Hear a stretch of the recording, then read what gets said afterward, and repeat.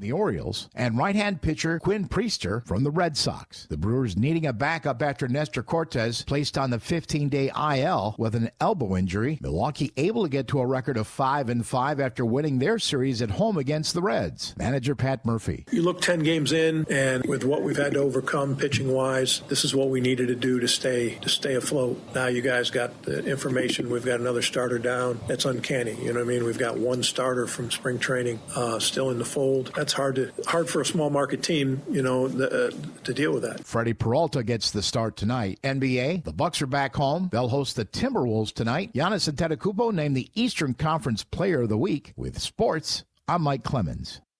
You can always continue the conversation on social media. Share your thoughts when you find and follow Civic Media on Facebook, X, and Instagram. I'm meteorologist Mace Michaels. Increasing clouds tonight, a low in the low 30s. And mostly cloudy for tomorrow, couple of showers possible, high upper 40s. And still a chance of showers on Thursday, high upper 40s to 50 once again. Drier with a warming trend Friday and the weekend. It's 42 right now. Mark your calendars for heart-pumping, exhilarating action at the 2025 Queen Marinette's Run the River Powerboat Races in Marinette, Wisconsin on June 7th and 8th. The action will be non-stop as these high-octane boats reach speeds over 105 miles per hour. Races kick off on Saturday and Sunday at 12:30 p.m. and will run throughout the day. Free for the whole family, this is the perfect summertime weekend getaway. For more information, head to fishonmarinette.com and click on the events page. Matt Nair on air. Dave Wild is our guest, and we're talking about his experience with Medicaid. When I hear some of the Trump officials talk about this, the inference is that these are all lazy people who just don't want to work. My health took me out of my career. This isn't something I chose. It's something I have to live with. We get checked on routinely. They have all of this in place already. What they're doing is completely unnecessary. Matt Nair on air, weekdays 10 till noon on your local Civic Media radio station and on the app. Todd Albaugh. Hey, everybody, join us next time. Our old friend Trygve Olson, senior advisor at the Lincoln Project, and like myself, a former Republican, gets into the details on the Trump tariff.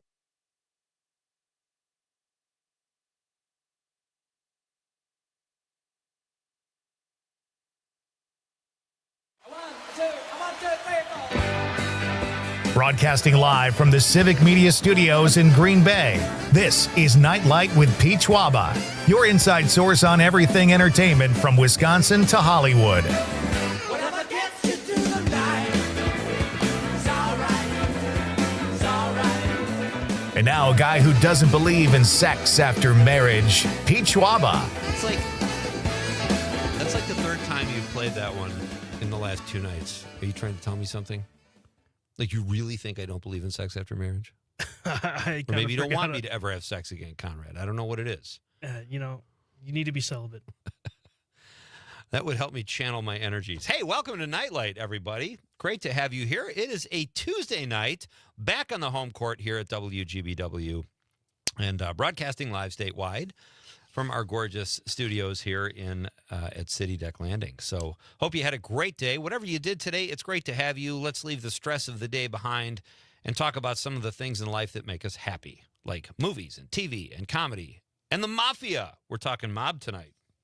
So we've got 2 great guests, a good question. I know we're going to get great texts like we always do, or phone calls. And together we'll pull this off tonight and make it a great show. Bob Dennis is here at 7:20 tonight. Bob is a mob expert, and he even podcasts about it. That takes guts. I've always been afraid to talk too much about the mob because I don't want to be silenced, even though I've not or have ever been in the mob. You ever been in the mob, Conrad? You ever done any work? Gotten sandwiches or coffee, mixed drinks for them? I shouldn't say. Smart. Because it's the people who claim to be in the mob that are not in the mob. My life is pretty much a Bronx Tale. I'll say that. Wow, nice pull. Great movie. I could see that. I could see a young Conrad Krieger. Was your dad a bus driver? No. Great movie, though. We can ask our guest, Bob Dennis, if he's ever seen that, because that is a great movie. So I'm going to write that down right now. Bob will be here at 7:20 in studio, and we'll talk about some great mob bosses. And when I say great, I'm not it's not like I'm condoning the fact that they're mob bosses. I just mean they are successful at their craft and what they did. So we're going to do a deep dive into some New York and Chicago mob bosses. That is where I would say the mob had most of its action in those two cities over the years. And Bob will tell us what we need to know and how to avoid being recruited by the mob. Most of you listening probably have not gone a day in your life where someone wasn't trying to bring you into the mafia. We are going to tell you how to sidestep that and avoid awkwardness. Also, at 6:35, I'm working my way backwards here tonight. Mike Mercury will be here. He's a Madison-based stand-up comedian. This is our second night in a row we've had a Madison-based stand-up comic on the show. That, folks, is what they call radio history. We had Johnny Beaner on last night. From Madison, he came into the studio, and tonight, Mike Mercury joins us over the stream at 6:35. Mike has a couple new articles I want to talk about, and he says he's got stuff he needs to get off his chest. So I'm just going to give Mike the floor. He's very funny, great writer, great stand-up comic, and a very good Wisconsin dude. He'll be here at 6:35.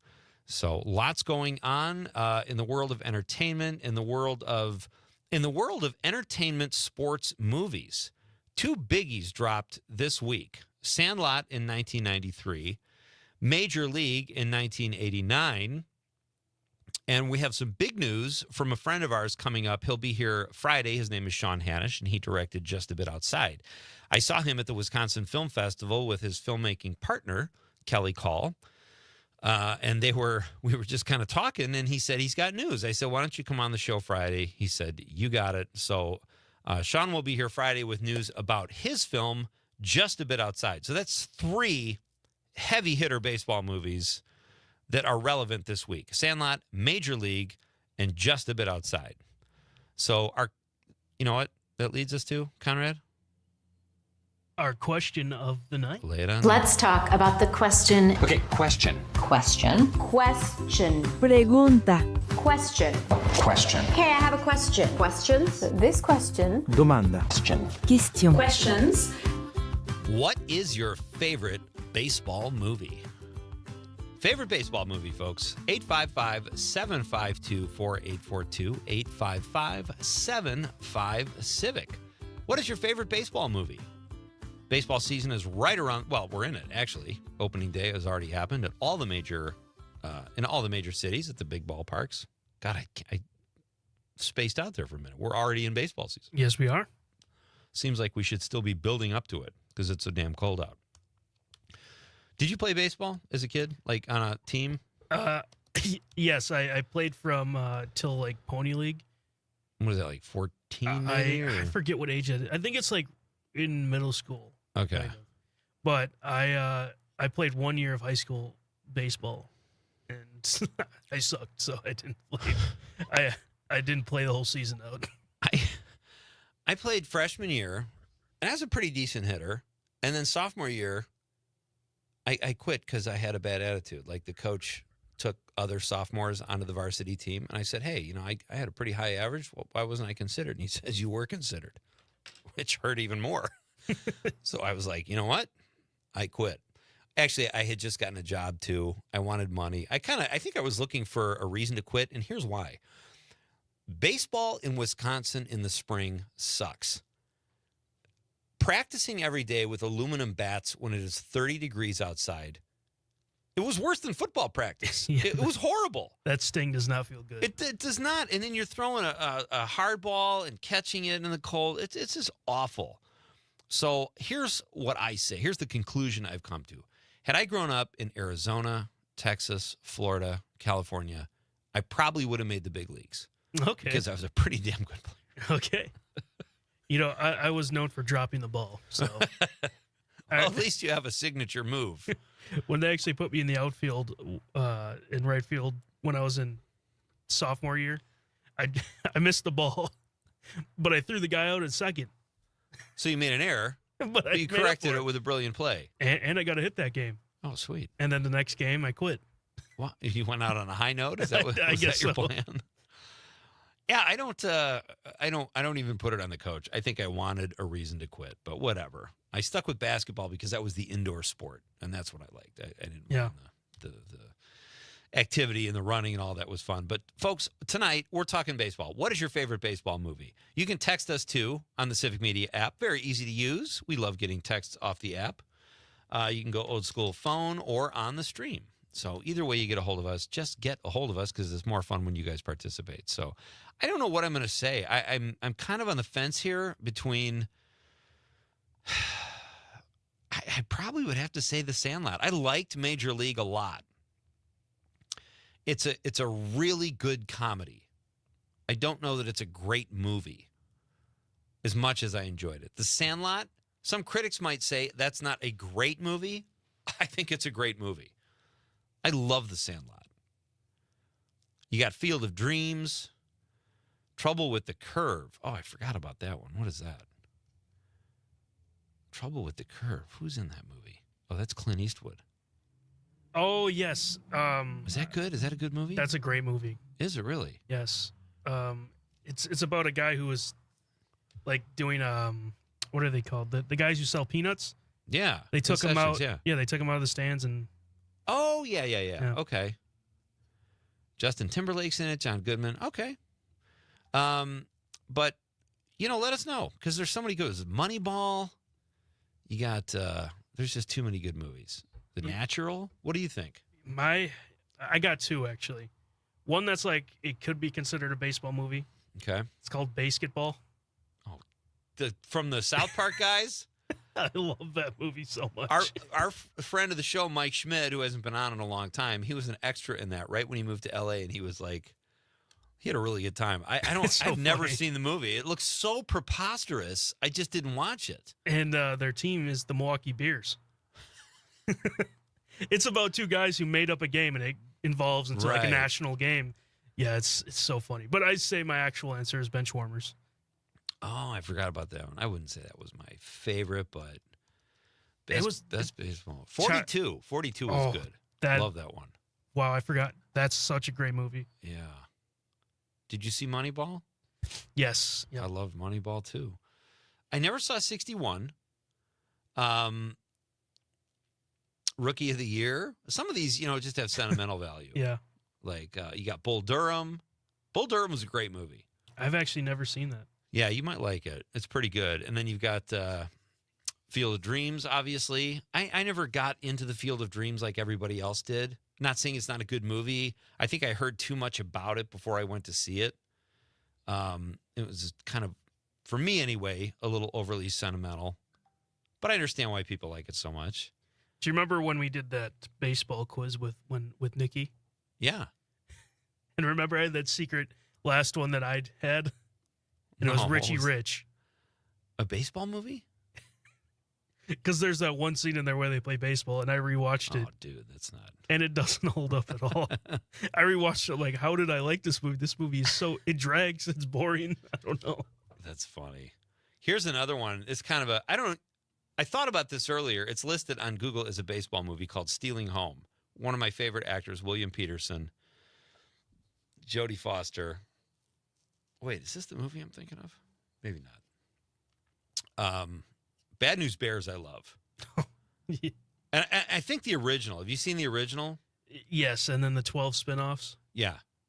It's tough to keep them all straight. But I loved the original Walter Matthau. I love when he asked the kid his name, and the kid says, like Tanner or whatever. He's like, okay, Tanner, sit down and shut up. Great stuff. There's so many good baseball movies. This is a perfect question for tonight. So let us know, folks.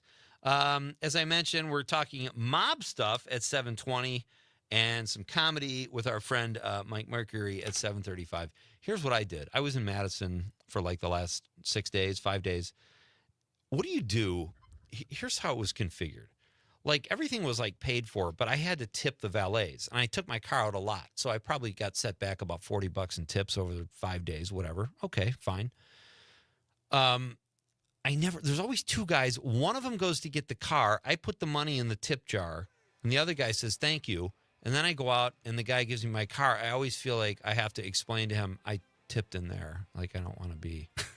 It's like a George Costanza thing. So I always made sure. Like I did a very exaggerated reach for my money and put it in the tip jar so both of them see it. You dunked the money. I did. I did a 360 actually, just for actual emphasis. So, and then I tipped at Potbelly today, and I had to clean off my own table Potbelly's again. is so good. It's great. And it's so good, I even ate among other people's crumbs because the tables weren't wiped off after I tipped the counter help. All right, folks. What is your favorite baseball movie? Join the fun. Be part of Nightlight. We're lighting it up. It's Pete Schwaba and Nightlight on the Civic Media Radio Network. So you're tired, just wanna close your eyes, follow your great guy. We made a promise, it's all we always remember.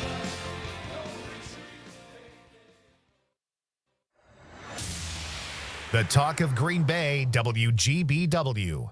What would your community be like without UW-Madison? The UW is one of the country's leading hubs for supporting life-changing research. UW-Madison helps make a healthier Wisconsin, build strong businesses, and win the war for workforce talent, not just in Madison, but across our entire state. Visit uwalumni.com/UW9 to tell your legislators to support UW-Madison in the Wisconsin state budget. That's uwalumni.com/UW, the number 9, paid for by the Wisconsin Alumni Association. You're listening to the American Democracy Minute, keeping your government by and for the people. Democracy advocates fear that the recent Louisiana case heard in the U.S. Supreme Court could further erode the Voting Rights Act of 1965. The Colorado Senate just passed a state VRA to ensure all of its citizens have access to registration and voting. The Colorado Senate advanced SB 1 March 28th, prohibiting voter suppression for any group based on race, color, or language, and keeps voting jurisdictions from diluting voting power of minority citizens through redistricting or other means. The act strengthens voter registration protections for Native American voters and makes sure polling places, election notices, and ballots are accessible to disabled voters. It specifically allows alternatives to in-person voting for primaries and provides multilingual ballots and election materials for communities with concentrations of minority language speakers. It also expands notices of elections at government offices beyond just election offices and prohibits barriers to voting for eligible incarcerated citizens. Alabama, Arizona, and Maryland are also considering state VRAs in 2025. If Colorado passes SB 1, it would join California, Connecticut, Illinois, Minnesota, New York, Oregon, Virginia, and Washington, which all recently passed VRA statutes. The bill now goes to the Colorado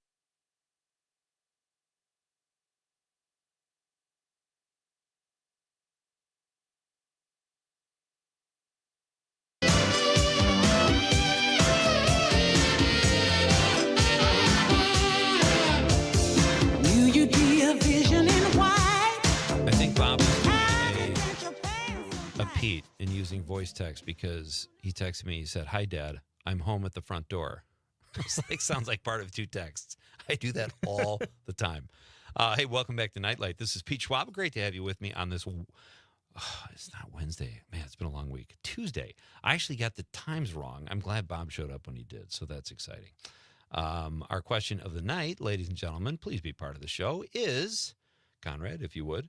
What is your favorite baseball movie? Lay it on us. We'll read your text on the radio. You don't get an offer like that very often, do you, folks? Going to the social media, we put this out on social media, too. So if you follow the show, you'll get these things ahead of time, which is great because then we're all set to read them on the air. So please become a Nightlight follower. Give us a like if you're at it, if you're on YouTube or Facebook or X Twitter, whatever. We love to get likes and we love to get follows. Mike Desatel says, Field of Dreams, hands down. Yeah, I didn't mean to like downplay Field of Dreams. Great movie. For me, it's a little too sentimental, but I did like it. Great movie and a phenomenal idea for a movie. Todd Michaels says, Major League for Uke and the County Stadium alone. Hard to argue with that. Matt Harper, The Natural with Robert Redford. Hard to argue against The Natural, too. Although, again, have you seen that? I have not, actually. I'd be curious to know what a young fella named Conrad thinks of The Natural. Because it's a great movie, and Robert Redford's great. You know, they've got some really good, there's some great elements to it. And I did like it overall. I think it's a long movie, if I remember correctly. Amanda Nimmer says, oh, part of the GBW team, baby. She says, Angels in the Outfield. Was that filmed at Wrigley Field? I'll I know Rookie of the Year was.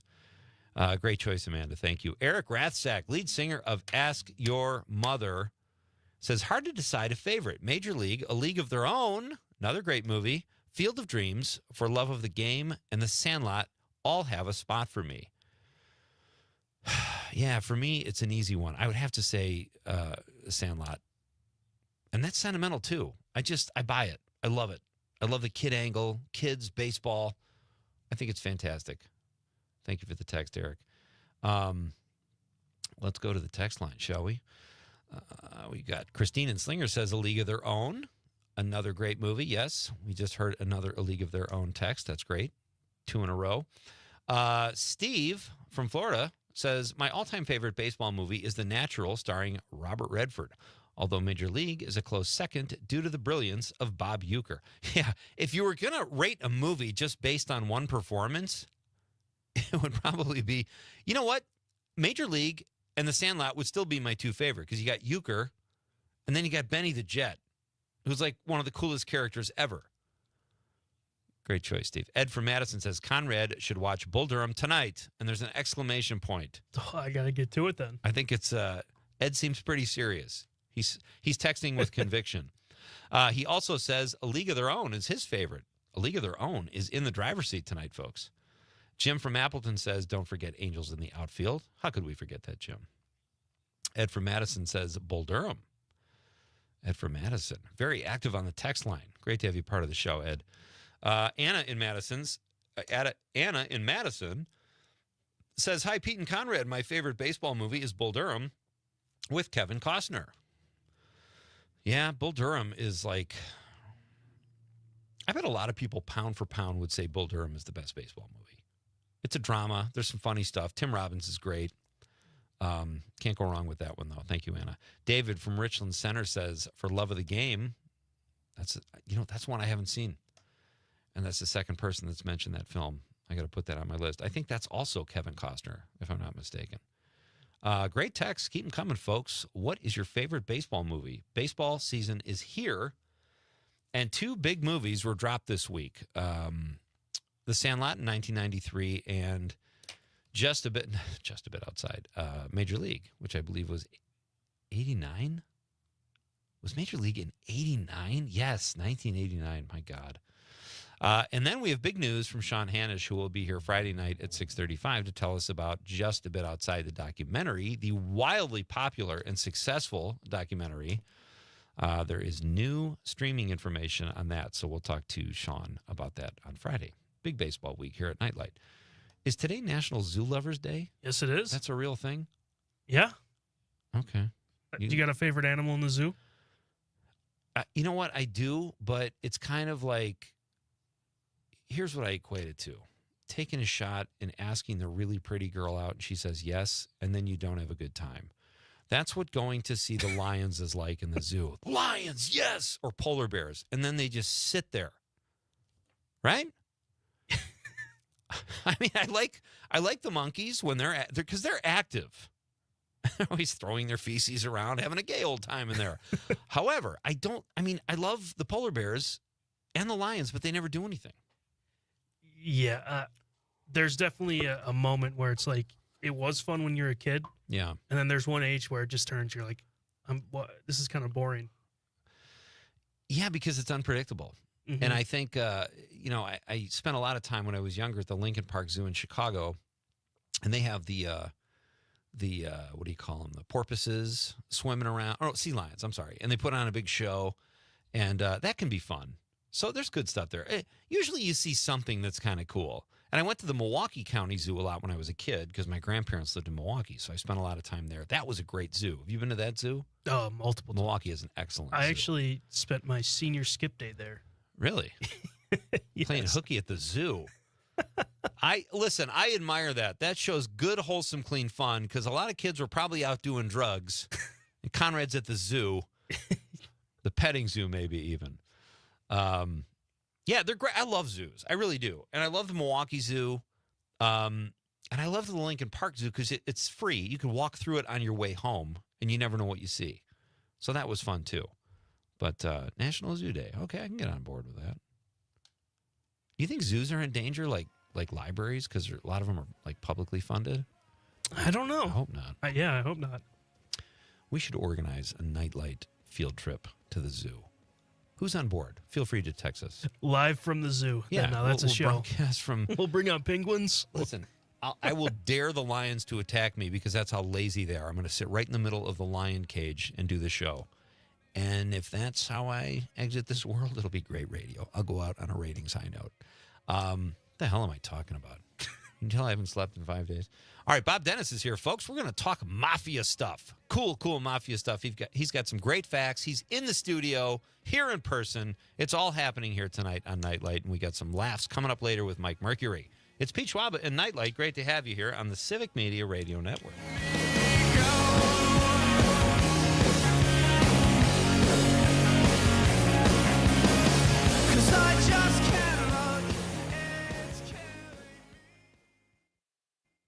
You're listening to the Talk of Green Bay, WGBW, home of Mino and the Mayor.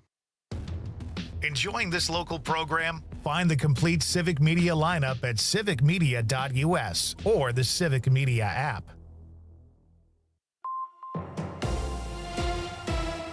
For 97.9 WGBW News, I'm Lisa Hale. The stock market is in flux caused by President Donald Trump's trade war. Here's Savannah Tomei Olson with more. Last week, stocks lost more than $6.5 trillion. All over the country, people are losing money in their retirement accounts. According to Smart Assets, the median amount of retirement savings in Wisconsin is $95,000. Somebody with that much in their 401k has likely lost about $10,000 over the last week. According to a report from USA Today, on average, it takes about 4 months for the stock market to recover after a shift like this. However, that doesn't take into account how conditions or the political climate changes.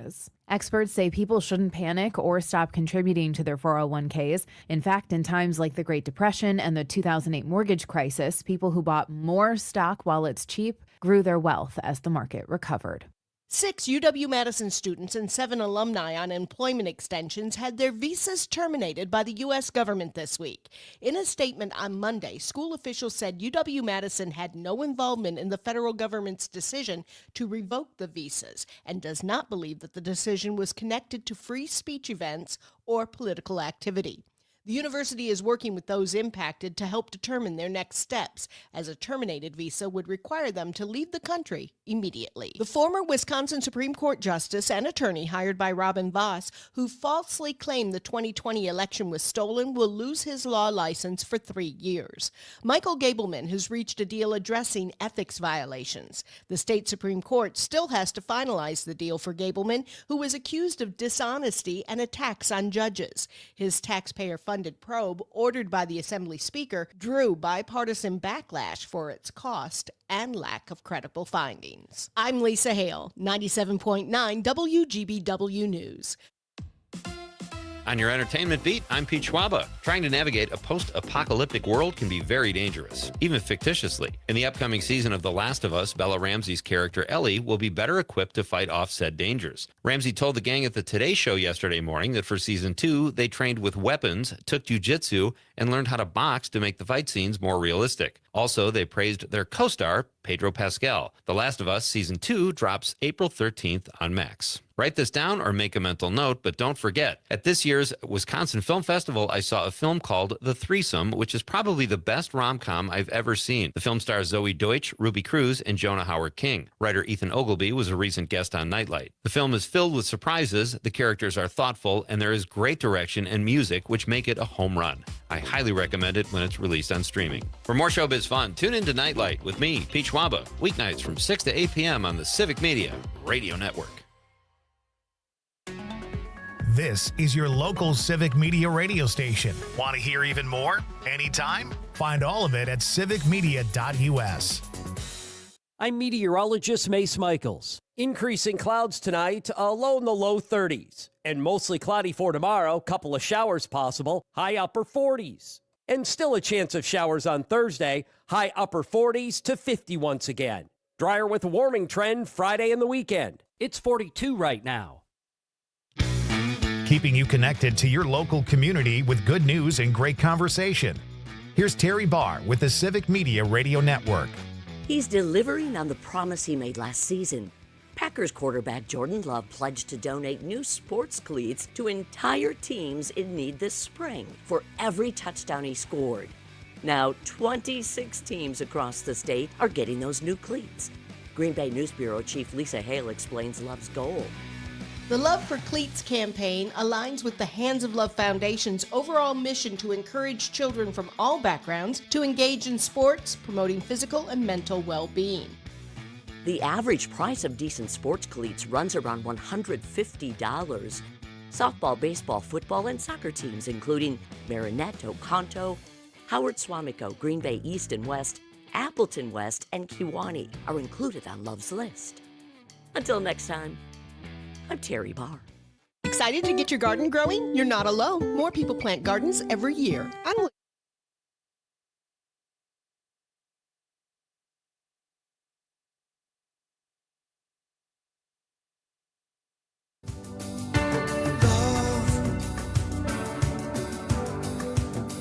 I get so lost sometimes. Look at that, our guest. What is going on with my hair now? Bob Dennis is here in the studio. Welcome back to Nightlight. I'm Pete Schwaba. I love when I have in-studio guests, and I love when they text while they're waiting to come on the air. And Bob says, "Bingo Long Traveling All-Stars." I haven't heard of that. Oh, it's an old movie. It's about an African-American team that tours the country and the things that they face, not only as ball players, but also, of course, in America at the time. And it's like the 1920s, maybe. Yeah. And the gentleman that played Lando Calrissian in Star Wars. Billy D. Williams. Yeah, he is like the lead in the show. I love Billy D. Williams. Yeah. Christine, did we read Christine from Slinger's text, Conrad? Yeah, so yeah, now it's League of Their Own. Yeah, yep. Okay, Al from Jackson says, "Basketball." Just kidding. That movie is terrible. Oh, those are fighting words for Conrad. He just went to bat for it. Get it? See what I did there? I see. Jack from Merrimack says, "Favorite baseball movie, Bull Durham. Hard to beat Costner, Sarandon, and Robbins." Good point, Jack. Yeah, that movie works. Tony the Trucker. Pete, ask Mike if he ever worked at Kelly's in Middleton, Wisconsin. Conrad, can you take a memo? I will. I will certainly ask Mike that, Tony. Tony says, if so, has he ever thought about using the experience in his show? I think there's a story there that Tony is not being forthcoming. Maybe he knows something. We'll ask Mike. Absolutely, Tony. Thank you for the text. Bob Dennis is here, mob expert. You're more of an expert than most of us. I think that's comfortable to say. You know, many years ago, I was told that an expert was the person who knew how much dynamite to place up the backside of a bull to blow off the horns without irritating the bull. Ooh, wow. Just saying, it's not me. Okay, well, there are different fields of expertise. You certainly, I think you know more about bulls, obviously, than the rest of us. But also, the mob, I mean, this is like, I love this stuff. I've read mob books, but I don't know as much as you. So you're an expert to me. I'll just say that. And it's good to have you here. Well, thank you. I'm glad to be here. Do you have By the way, this is my, do I get a purple coat? Because this is my 5th time here. Purple coat? Yeah, for like Saturday Night Live, the Five Timers Club. What kind of money you think we're working with here, Bob? Well, it's radio. Look at the shirt I'm wearing. Do you think we have money for a purple coat? I think, well, yeah, but you were in Madison. I mean, rich people go to Madison. I got it off the rack. This is from Ragstock. Do you like this shirt? Yeah, it's nice. Let's see. Let's get him a purple coat. He just complimented. Sounds good. Let's find a way to make it happen. Do you have? Okay, so you said your favorite base. Oh, I wanted to ask you. Our question last night was beer, and sometimes these questions stay with me because I'm curious. By the way, and I want to share this with you, Bob.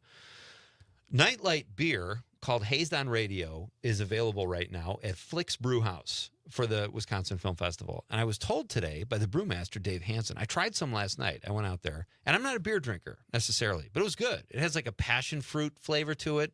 And I was told today, he said it's the highest selling local beer they make, 2-1. Really? Yeah. And now I've talked about it Did you get a commission? incessantly on this show. I wish. It'd be loaded. Just saying. If I had that kind of money, I wouldn't be here right now. It would be the Bob and Conrad show. Well, you guys, we could do that. You guys might have chemistry. You never know. Maybe I'm the weak link here. I don't know. No. All right, so let's talk. Let's get into it, man. I love mob talk. I've never been in the mob. Have you been in the mob, Bob?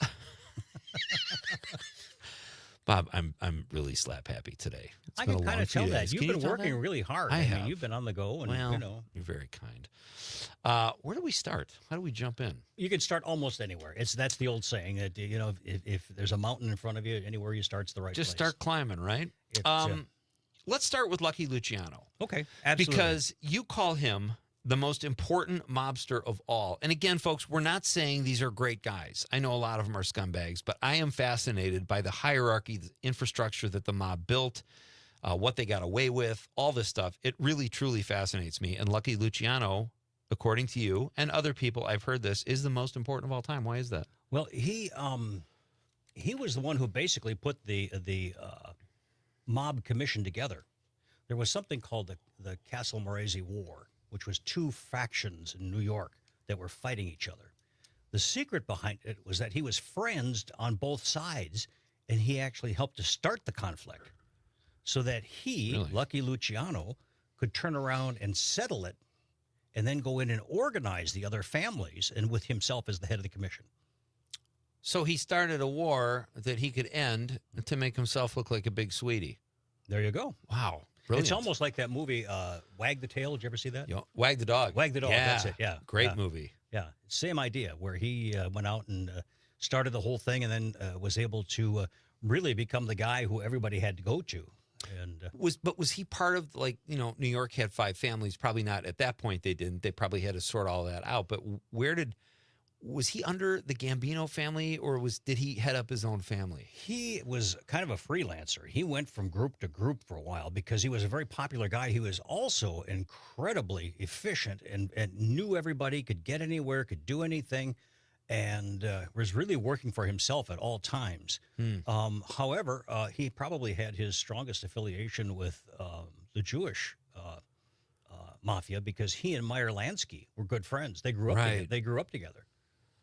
Right. So there were 4 initial guys. I know they made a movie about this called Mobsters, I think, with like Christian Slater and it was Lucky Luciano, Meyer Lansky, maybe Carlo Gambino or something. I can look that up. But the originals were for the Maranzano family was Salvatore Maranzano, and in the Profaci family was Joe Profaci, and then in the Mangiano family was Vincent Mangiano, and then Lucky Luciano had his own family, and then Tommy Gagliano had his own family. Wow. Okay. You had primarily New York mobsters on here, Paul Castellano, Carlo Gambino. I thought Carlo Gambino was one of the original. Did he come along later? Later, yeah. Okay. He was one of the young men that was an up-and-comer at the time. Okay. I mean, because remember that the longevity of leadership in the mafia is not something necessarily you're going to put on your resume. Right. Because more often than not, they last about maybe 4 years if they're lucky. Before something happens to them, where the next person beneath them decides, it's my turn to be in charge. Jeez, that's crazy. You have on your list Sofia Vergara from Modern Family. Is she in the mafia? That's her TV show called Griselda, and she is. This is the lady she is portraying. I got a picture. I don't know where your camera is up there, but what I'll do is I'll just put it right up there. This is the woman she is portraying. I will try to straighten that out. On the TV show. So she's a whole lot better looking than this. However, Bob. Well, I'm sorry. But, and she was actually somebody who in the 70s and 80s was the first ever billionaire in organized crime and in the mafia. Wow. She was making $80 million a month in smuggling of cocaine from Colombia to the U.S. She also helped to organize the Medellin cartel. She was nicknamed La Madrina, and the Black Widow, the Cocaine Godmother, and the Queen of Narco Trafficking. And she carried out, or had carried out on her behalf, somewhere around 2,000 deaths, 2,000 assassinations. And when she was eventually shot dead at the age of 69 outside of a butcher shop on a motorcycle in Medellin. Oh, my gosh. My guest is Bob Dennis. He is a mob expert and podcaster. Tell us about your podcast. Oh, actually, I have 2 of them. One of them is called Urban Legends and Stranger Truths. If you just type into your URL or Google or whatever, it'll pop up. And the other one, which is a little harder to find, is the one that we're talking about, and that is Mob and Mafia News. Yeah. And that one, I do more contemporary news of what's going on in the world today because the mafia is still incredibly deep throughout the world. In Europe specifically, the 'Ndrangheta, which is out of Italy, has 20,000 members. There was really? Yes, there was a big bust, I would say 2 years ago. And they thought it was such a tremendous success because they picked up like 2,000 people. And it was like, yeah, we'll replace them.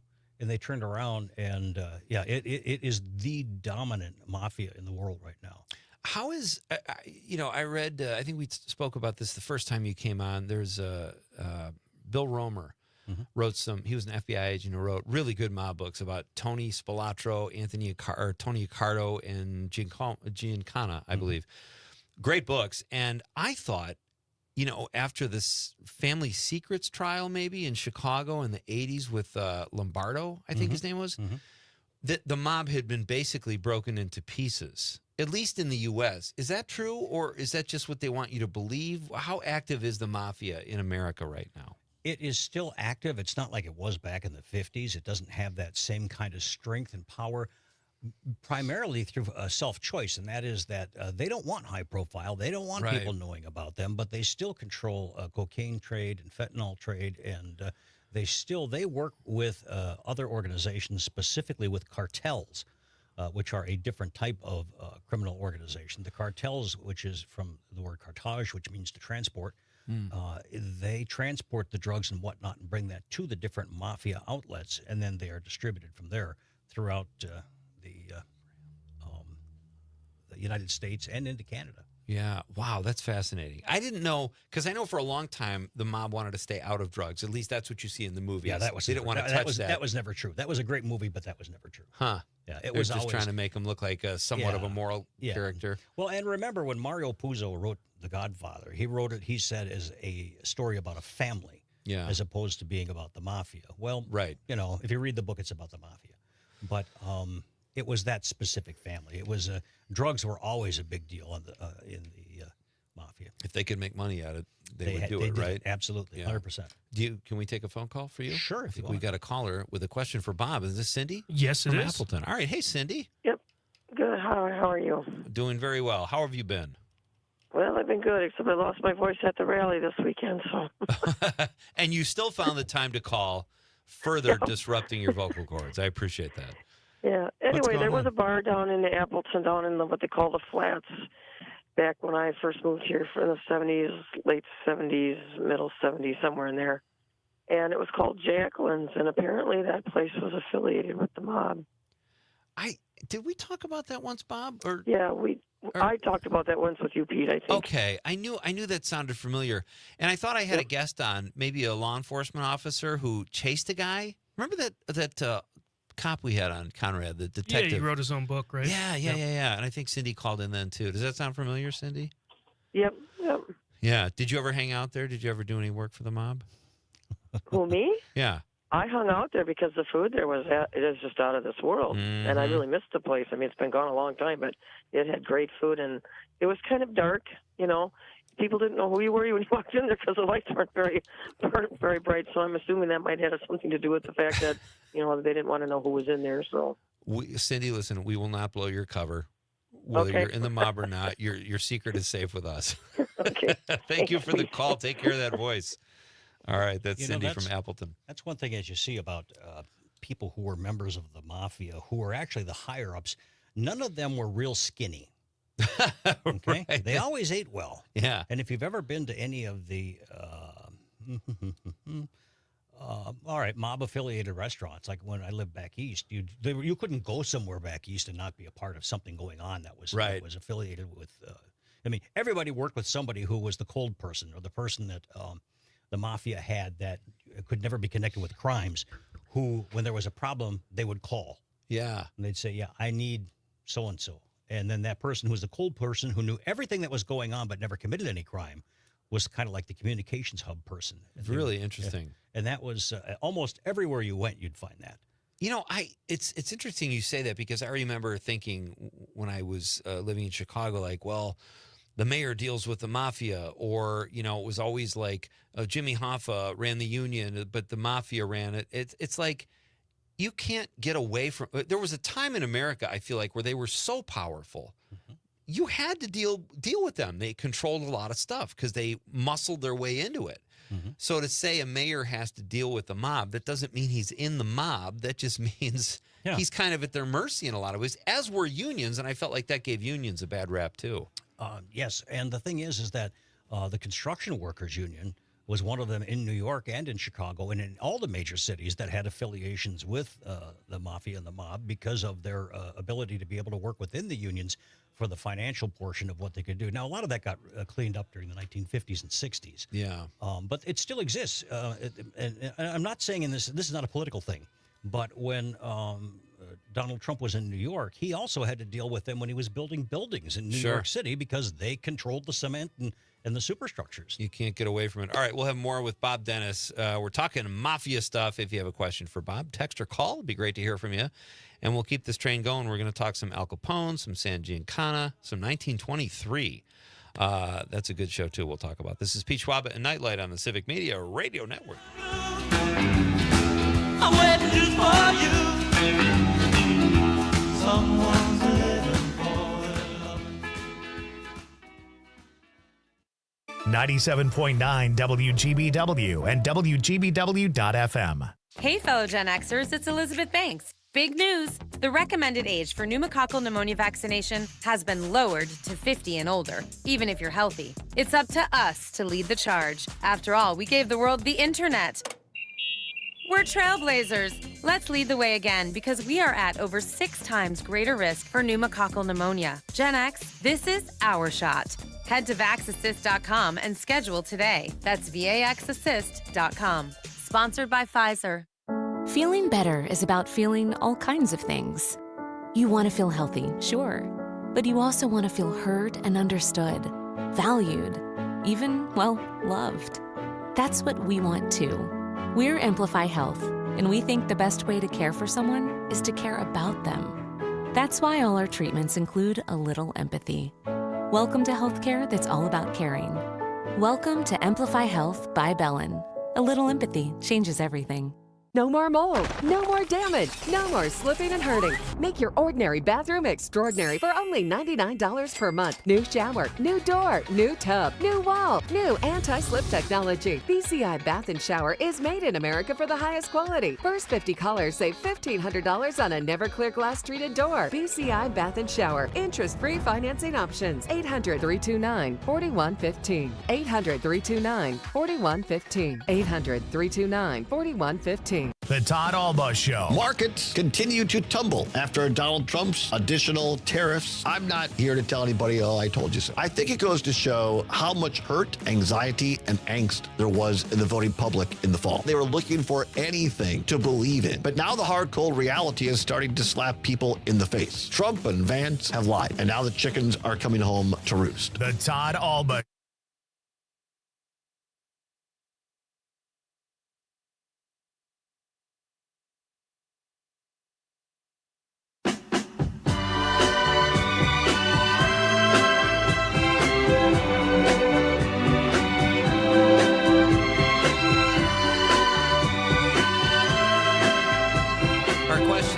What is your favorite baseball movie? A lot of baseball activity this week. This is the release date or week of Major League, The Sandlot, and just a bit outside, Sean Hanish and Kelly Call's movie that played in Marcus Theaters. It was supposed to be a 2-week run, and they ended up being in theaters for like 2 months. Very popular documentary. Sean will be here on Friday to talk about some streaming info for that. So a lot of baseball news this week in terms of movies, and that's our question of the week, or of the night, is what is your favorite baseball movie? Are you a baseball fan, Bob? I enjoy it. I played it from the time I was 5 years old until I was 40, but then... Really? Yeah. Another movie, 8 Men Out. Oh, It's yeah, not, 8 Men Out. It's not, they're not playing baseball as much, but it is cool because it involves the mafia. Yeah, right. Plays right into our theme tonight. We were just talking during the break about Al Capone. You said he was a whiz with numbers. Yes. So it seems like the smart guys rise to the top of organized crime. But it also seems like the guys that rise to the top are also kind of cold-blooded killers. Like Tony Accardo was supposedly one of Capone's drivers or bagmen or whatever. What is that? Like, what makes a great mafia boss? Is it a combination of muscle and math and having that knowledge, or just that you're willing to kill your competition?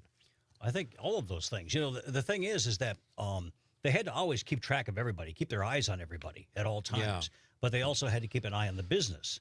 Now, they had people they trusted, but they also knew that they had to keep an eye on the people that they trusted. You know, I mean, and so it was never having any real confidence in anybody, any real close relationships. Al Capone's only true close relationships were with his brothers. His brother Frank was actually the one who ran all of the brew processing, so he didn't have to worry about that. And they had facilities, believe it or not, throughout Wisconsin, right, where they were creating beer. And is Frank the one that owned the bar up in Mercer? Yes, and he owned it like long after his brother died, right? Yes, he lived up there, and he continued to have the plant, which he changed over, believe it or not, to bottling soda. Oh, wow. It's like, well, okay, make a buck somewhere. I You guess. don't have to sneak around to bottle soda, You have to though, worry right? about people shooting at you, I guess. And Al Capone also had Johnny Torrio as a mentor. Yes. Who he probably felt confident being around, because your mentor's not going to knock you off. The mentor's the one that trained you to be the mob boss. Well, and Johnny Torrio himself was shot, and he almost died. And he said, "You know what? I tell you what I'm going to do, Al. I'm going to give you the business. You give me a percentage of what goes on. It's yours." And that continued until the time he died. And I think Torrio went back to Italy, actually. You know, I think you and I have discussed this on this show before. There was a show about Capone, and I can't remember the actor who played Elliot Ness, but he's a guy that with Tom Amandus played Elliot Ness, and I think it was just called Capone or something. But the show reenacted a shootout between the North Side Irish gang in Chicago and Bugs Moran and Dean O'Banion's gang, which Bugs Moran was a henchman for, I think. And I think that's when Torrio got shot, and Bugs Moran walked up, had Capone dead to rights, and pointed a gun at him, and he was out of ammo. Click. That would have changed history. Everything. Yep. Yeah. So well, you know, with mafia, initially there were two major mafia ethnics. They were the Irish, believe it or not, and Jewish. And they were the two big ones, and they stayed away from each other. They gave each other, plenty of room to be able to function. And if you go into New England, the only place left now is in the Boston area, primarily where you have the heavily Irish areas. But as the Italian immigrants continued to come into America and spread throughout the country, they went to cities where they were able to then set up, and the mafia, of course, followed them because of the ethnicity. And what happened is that the Jewish mafias did not have those large numbers of families to be able to expand, and specifically in the Chicago area. They kept moving a little further out, and as they did, they dispersed themselves, and they used to call them the kosher Capones, and they basically kind of fell apart because they didn't have any cohesiveness. They didn't have enough people to be able to continue to run their mafias, and a large part of that was then absorbed by the Irish. And then the Irish, in turn, were taken over by the traditional mafia. And there are different divisions of mafia within, not mafia, but families within the mafia. There are the Sicilians, who are considered the true mafia. But then there are other city-affiliated mafias that are not quite as strong, the Camorra, but now it's something else. It's the Drangheta, who are the big guys. So you say the Irish and the Jewish mobsters ran everything. Was that before the Italians? Are we talking before Italians were even on the scene when it came to organized crime? Well, they were here, and as immigration began to expand with Italian people coming in, the Irish and the Jewish mafias were already entrenched. In Detroit, there was something. There's also one that was in Philadelphia, but this is modern day times. It was called the Purple Gang. The Purple Gang in Philadelphia, in that area, is different than the Purple Gang that was the Jewish mafia in Detroit. And so they had these centers of power that they worked from. But like I said, as time passed, they didn't have as many members. They just started to dwindle. Whereas the Italian immigrants who came in had large families, had large relations. They brought more people in, and basically they overwhelmed them. Wow. That's interesting. And I know that it, just based on the reading I've done, that the Irish and the Italians did have an agreement, at least in Chicago. Everybody was making money. But as I understand it, the O'Banion gang got greedy and they went to war. They were the ones that decided to go to war with Capone's gang. Yep. And they lost that. And then history was written. But we'll get into more of this. We've got a couple mob movies I want to ask you about. I know Lefty Rosenthal was part of the Casino movie, played by Robert De Niro. That's a great film. And we'll have more on organized crime with Bob Dennis. He is in studio, folks. Civic Media's news team is about to tell you everything you need to know. That's coming up now. We'll be back in a few minutes with more mob talk and then Mike Mercury at 7:20. This is Pete Schwaba and Nightlight on the Civic Media Radio Network.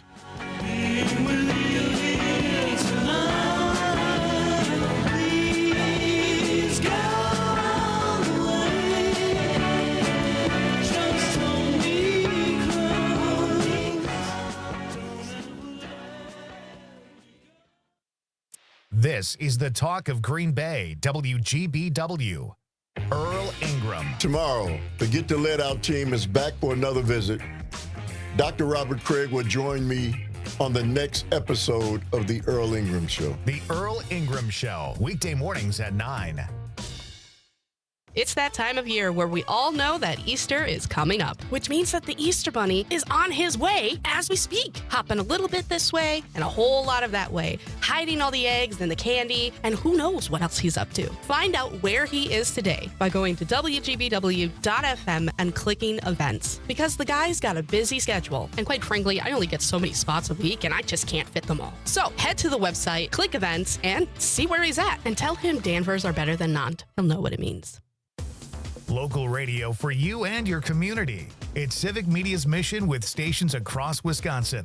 Find your favorites at civicmedia.us. This is 97.9 WGBW Denmark, Green Bay's real news and great conversation, a Civic Media radio station. ABC News, I'm Dave Packer. The stock market swinging wildly again today in response to President Trump's sweeping tariffs, finishing again in the red, the S&P 500 falling more than 1.5%. This is the Trump administration signals it's willing to negotiate on tariffs with trading partners. The president today. Right now, Japan is flying here to make a deal. South Korea is flying here to make a deal, and others are flying here. Meantime, China moving ahead with its retaliatory tariffs. The White House says President Trump will go forward with his threat of an additional 50% tariff for a total of 104% against Chinese goods starting at midnight. A federal judge in Washington has ruled for the Associated Press in its fight to restore its access to President Trump's events. The AP was banned from the pool by the White House nearly 2 months ago. Rivers still rising after the deadly flooding across multiple states. 26 rivers from Arkansas to Indiana at major flood stage. This is ABC News. I'm Lisa Hale with WGBW News, your news roundup in quick podcast form. You can find it anywhere at the WGBW website, WGBW.FM. For 97.9 WGBW News, I'm Lisa Hale. In Brown County, about 1 out of 3 people is affected by food insecurity. DeLorean Walls of Brothers Helping Brothers, Wisconsin, said 22.8% of Brown County suffers from food insecurity, while 31.7% of the population has a lowered food security. Walls said he understands the struggle on a personal level. He experienced food insecurity as a child and as an adult. I remember living on the Capitol Drive here in Green Bay with my 3 older brothers and my mother in 1-bedroom apartment. And we had to scrape up funds to see how we were going to eat. 4 adults in a house. I remember being that man who didn't know what my next meal was going to come from. I remember being that man having to eat noodles 3-4 times a week. Walls will be traveling to Madison with members of the Food Leadership Lab to discuss funding with legislators. Walls made his comments on Civic Media's Mino and the Mayor show. This week is Tornado and Severe Weather Awareness Week in Brown County and throughout the state of Wisconsin, and officials are urging everyone to be ready for the dangers of severe storms. large hail, high winds, and maybe even tornadoes. Daniel Kane, Brown County Emergency Management Director, says tornado and severe thunderstorm warnings should prompt residents to seek immediate shelter. Know the difference between a watch and a warning. A watch simply means that conditions are present for these types of events to take place. A warning means they're actively happening or about to happen. Kane recommends finding a windowless interior room in your home or workplace on the lowest floor possible to maximize safety during severe storms. I'm Lisa Hale, 97.9 WGBW News. For news anytime, log on to WGBW.FM. The Bucks are back tonight. Hi, I'm Mike Clemens with sports. The Milwaukee Bucks host the Minnesota Timberwolves at Fiserv Forum. The Bucks are back in 5th place after winning 4 in a row. Bobby Portis returns tonight after serving a 25-game suspension for using a banned painkiller. Doc Rivers says at times they had to get creative to cover while Portis was out. Yeah, we had Kuz at the 5, Pat Compton at the 4. I think that's the smartest lineup in the league. We had no choice.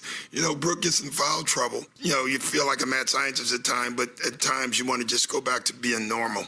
That would be nice. Baseball, Brewers opening a 3-game series in Denver against the Rockies. The Crew adding a pair of players in trades. Pitcher Quinn Priester is a lefty from Baltimore, just 24 years old. And outfielder Daz Cameron has arrived after a trade with Baltimore. And the team announcing a celebration of life for Bob Uecker will be held at AmFam Field pregame Sunday, August 24th. Bob Costas will be the MC. With Sports, I'm Mike Clemens. Your news, conversations, and a whole lot of fun. It's all on your local Civic Media radio station or the Civic Media app. I'm meteorologist Mace Michaels. Increasing clouds tonight, a low in the low 30s. And mostly cloudy for tomorrow, couple of showers possible, high upper 40s. And still a chance of showers on Thursday, high upper 40s to 50 once again. Drier with a warming trend Friday and the weekend. It's 42 right now. Mark your calendars for heart-pumping, exhilarating action at the 2025 Queen Marinette's Run the River Powerboat Races in Marinette, Wisconsin on June 7th and 8th. The action will be non-stop as these high-octane boats reach speeds over 105 miles per hour. Races kick off on Saturday and Sunday at 12:30 p.m. and will run throughout the day. Free for the whole family, this is the perfect summertime weekend getaway. For more information, head to fishonmarinette.com and click on the events page. The Maggie Dawn Show. A new texter on our text line said this: I think any other president would take these protests very seriously, but our current one couldn't care less. Anybody remember, Nero fiddling while Rome burned? You get a little of that vibe here. The man's off golfing over the weekend as the world economy is lit on fire and nosediving. Can't be bothered. The Maggie Dawn Show. Weekdays from 2 till 4 on your local Civic Media radio station and on the Civic Media app. Maggie Dawn. At 2:30, I'm joined by Brian Rensinger, who discusses how women are breaking barriers and transforming agriculture in Wisconsin through resilience, innovation.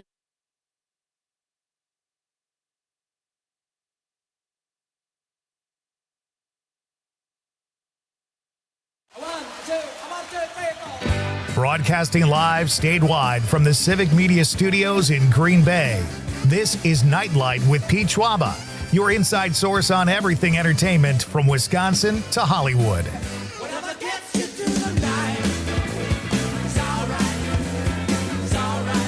And now, a guy who's had a paper route for 25 years but never collected, Pete Schwaba. Welcome back to Nightlight, ladies and gentlemen. We are kicking off hour number 2. I'm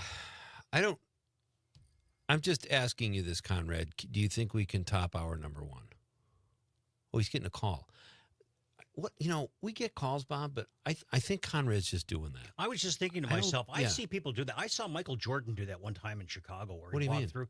Well, he was walking through. He was going into a restaurant. And he didn't want people to bother him, and he just picked up his phone and pretend. And I looked at it. The screen wasn't lit. There wasn't anything going on. Not that I was going to talk to him, but he might have been listening to your Urban Legends and Stranger Truths podcast. He's probably got better things to do than that. Sorry, that was my dry cleaning. You're dry cleaning. Yeah. Oh, yeah. what year is this? 1971? Conrad is a dry cleaner.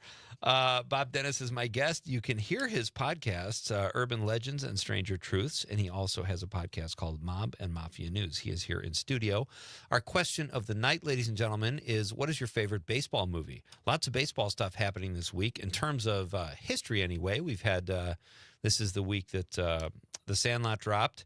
And they didn't say dropped, though, back when that movie came out. It was released.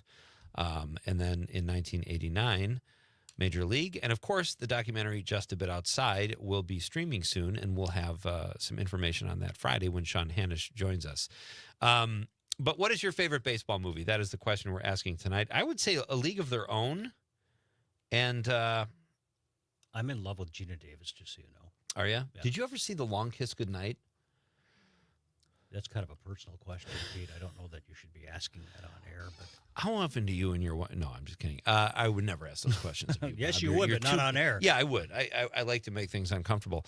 But if you love Gina Davis, check out the movie Long Kiss Goodnight. She is just, it's total badassery. She's really good in it. And then we'll have a few more minutes here with Bob, and then Mike Mercury will be joining us over the stream from Madison-based comedian and writer. All kinds of fun stuff happening here tonight on Nightlight. Bob, I'm trying to figure out where I want to go here because, as usual, I have so many things I want to ask you. Let's start with the structure of the mob because you sent me this thing. It's the mafia, the mob, the syndicate. In Chicago, it's called the outfit. There's the cartels and then street gangs. How does all of that work? Okay. Very simple. We know what the mafia is. We know how it exists primarily because we've seen the movies. So I don't really need to get into a real deep report on that. It's just you have a godfather or a boss who has a consigliere. It's his person that he can just counsel with, of course. And then beneath him is an underboss. Underneath that, and the underboss runs everything. The underboss is the buffer between the godfather and everybody else so that if something happens, he has deniable culpability. And then underneath them are the capo regimes, which just basically means the head of the regimes, the guys who are in charge of the different divisions of the family. And then beneath them will be the soldiers who are out on the streets and doing all the work. The street crew? Yeah. Okay. And that's the thing. Like, I know, and I'm getting all my knowledge here from movies, but that's all right. It's kind of a big deal. To be part of a street crew, then to run a street crew, and then it's capo, right? You're a captain. And then would the next step up from there be underboss? Yes, but you would have to off somebody to get to that point. Yikes. Yeah, it's not something that you would be able to. They would either have to die naturally or something would have to happen to them for you to be able to move up. It's kind of like our movie reference in The Godfather. Clemenza, quote unquote, dies. Right. And Frankie Five Fingers comes up and moves up into that position then next. Clemenza had to die for him in order to move up to be able to head up that part of the family. Right. So. And in terms of being like a made guy, like we say, like in Goodfellas, you can't touch him, he's a made guy. Yeah. Are guys in street crews made guys, or is it only when you become a capo? Can anyone be a made guy? So a made guy is somebody who is made means you made your bones. Right. You've had to do something that has contributed to the mafia organization and improved them financially as well as protective-wise. So you can be a street soldier for years and years and never be anything but a street soldier, and you would not necessarily be a made guy. A made guy is another step up. The made guy is one step before going up to the next level of running his own small unit within the family. Okay. Wow. So it's very structured. Yeah. Of all those positions, what's the least stressful? Where are you least likely to get an ice pick to the neck? As the consigliere is about the only thing. Anybody who's on the streets or involved in anything to do with family business is subject to being offed. Yeah, I know that, but if you're earning money for them, you're probably somewhat insulated. Like let's say in Goodfellas, Jimmy Conway, played by De Niro, he could never be a made guy because he was half Irish, like Ray Liotta, but they were good earners. They made so much money and paid Paul Cicero's character, Paulie. Are they? I know they're not. They can be offed, and they don't even need permission because they're not made guys. Right. But you still have to get that order from someone, right? Like if someone's making you a lot of money, aren't they somewhat protected? They're protected, but they really are a freelancer. They're like a franchise. Okay. Okay. They're bringing you the money and they're paying you the dues, but they're getting back from the family as well. So, okay. They're being told this is going to happen, that's going to happen. You can make a boost here or whatever. I'd love to be a maid guy. What do you think my chances are? Not real good. Just as a radio host, or because I'm just radio a nice guys guy? just tend to not. We talk too much. Yeah. My mob nickname would be the Big Softy. Like I don't think I could ever off him. I give him another chance. Yeah, I just don't have that killer instinct. That doesn't happen. You don't think so? I went to the You might mob be museum surprised. with my son in Nevada, in Las Vegas, Oh. many years ago, and I used to go through, and there was actually a story that followed you as you went through. Okay. And they gave you a name, a tag that you wore around your neck, and mine was Iceman. They give you a mob nickname? Yeah. Oh, yeah. Everybody got one. Yeah. You went through. Wow. And they put an RFD on these tags that you wear. I shouldn't tell you this. Well, you're sworn to secrecy just for going to the museum? I don't know. Anyways, there's an RFD, a radio frequency device, put into the tag. Okay? Right. Now, I read everything. So while we're in line, I'm reading this RFD tag, and I thought, well, that's kind of odd. But you follow this, and there's this video. We chose James Caan to be our host. And, nice. So he followed us through. And at one point toward the end, he says, yeah, I got to go do this thing, and this guy's going to talk to you. I looked at my son. I said, take your tag off, put it over there. So we took our tags off, and we put them on the other side of the room, and then we walked over to the right side, and we waited. And when we did, on the screen, the door flies open, and these guys go, bah, bah, bah, bah, bah, bah, bah, bah, bah, and they're all shooting to where our tags were. Because that had the RFD in it. So that's where they knew where we were at. And we were on the other side of the room, and we walked out, and the guy that took the tour said, we want to talk to you. Come here. And I was like, uh-oh. So now what did we do? So we walk over, and he said, you are the first person in like 5 years who's done this. How did you know this? I said, I read the tag. It said it had an RFD in it. And he said, what is an RFD? And I said, well, it's a radio frequency device, and that tells you where people are at within the organization, within the building. Oh, my gosh. And he was like, okay. So I don't know. They've probably changed it since then, but. Did he say we could really use a guy like you? Yeah. It's like, no, don't ever come back. We let you go this time. All right, let's talk about, you mentioned Jewish mobsters before. Mm-hmm. Lefty Rosenthal was played by Robert De Niro in Casino. Let me ask you this, Bob. What movie do you think encapsulates or gives you the most realistic look at the mob? None of them, really, because they've all got flaws in them somewhere. That's like, I'm sure they do, but well, I mean, I love them because of what they show, but none of them can really show everything. If you want to read about it, if you want to read something that will tell you the truth, is get a copy of the book, The Valachi Papers. The Valachi. You lost me at book. Okay, well, maybe they got an audio copy. Nobody reads anymore. Yeah. Well, you could, between here and your trip stuff, the rich people in Madison, you could listen to. But the Valachi Papers, where I think it's Sam Valachi. I can't remember his first name. Yeah. He testified before the government. Right. The first person ever to testify before the government about the structure and how things were run within the mafia. That's fascinating. I mean, it's just like, wow. They alluded to that in Godfather 2, right? Mm-hmm. And that's the one where they drown him in the bathtub and Al Pacino shows up at the trial and then he realizes, I better not say anything. Mm-hmm. But didn't they kill him anyway? They killed Frankie, yeah. Oh, they killed Frankie. That's right. Yeah. Okay. But they told him that, if you do this, you take yourself out, we'll take care of your family. Right. Boy, that's a raw deal. Yeah. The other thing that's not quite right in The Godfather is that when Michael goes into the restaurant and kills the police captain, which they would never do. That's just way too hot for the mafia. They don't want that kind of attention. They don't want that right? kind of attention. They would have offed Salazzo. That was no big deal. Yeah. But, they have them going to the restaurant and sitting down and talking, and they're going to have a meal, and then he goes into the bathroom and he's got to try and find the gun, and that would never happen. With the mafia, it's go in, shoot him, be done, and walk out. I hear what you're saying, but they didn't think he could get in with a gun on him. And I know what you're saying conventional wisdom-wise when it comes to the mob is they would never kill a police captain, but I thought they made it plausible because they own people in the papers and they have to expose this guy as a dirty cop. And if they had that much vengeance in them to do it, like it's believable. Whether they do it or not, I don't know. But in the movie, from a screenwriting standpoint, I thought it was plausible. Oh, I thought it was well done. Yeah. It was very well done. And what does it say about us that our favorite scenes are when they off everybody? But I just think if these guys would just calm down, they could solve everything with like a thumb war or a leg wrestle or something, you know? Hug it out kind of thing. Yeah. Let's have an arm wrestle and we'll get to the bottom of this. We have about a minute left. 1923. Kind of keeping with the mob theme because the Mafia was introduced in the show 1923 season 2, which just ended without spoiler alerts, even though I already know what happened because I'm an idiot and read something.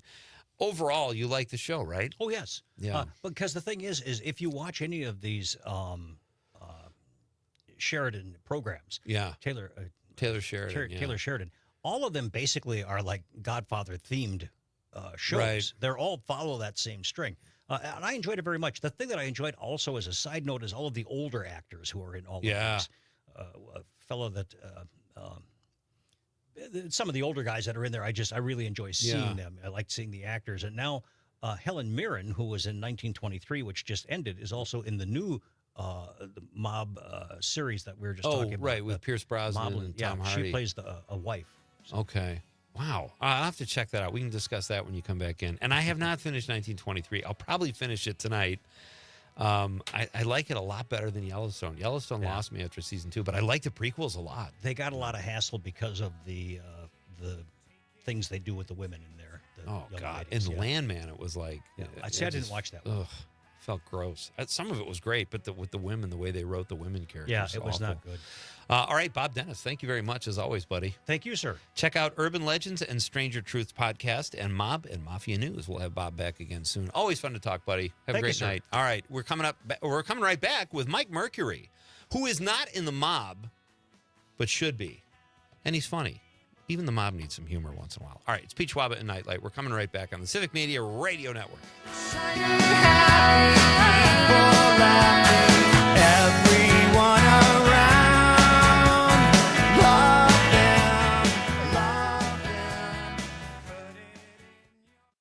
From Ashwaubenon to Alloway, this is 97.9 WGBW. Appleton Cigar Company on College Avenue has been serving the community for over 25 years. If you are a cigar aficionado looking for a one-of-a-kind experience, you need to check out Appleton Cigar, which boasts the largest selection of cigars north of Milwaukee with over 706 cigars to choose from in a walk-in humidor. The Cigar Lounge offers an impressive variety of spirits and cocktails that pair perfectly with a premium cigar. For the full experience, come to Appleton Cigar at 415 College Ave, Monday through Saturday, 11:30 a.m. to 10:30 p.m. For more information, go to appletoncigar.com.